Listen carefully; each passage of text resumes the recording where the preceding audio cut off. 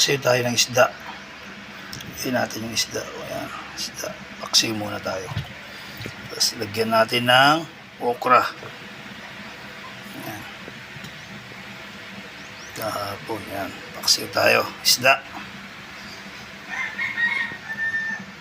May lutuin natin. Tapos meron tayong ayan o. Buhay pa to kanina eh. Natagal lang kong asikasuhin. Jumping salad ko. Sana naghanap akong mangga. Kaya natagalan. Wala akong makita. Kalamansi na lang. Ayan. Paksiw natin yan. Ito, lagyan natin ng suka.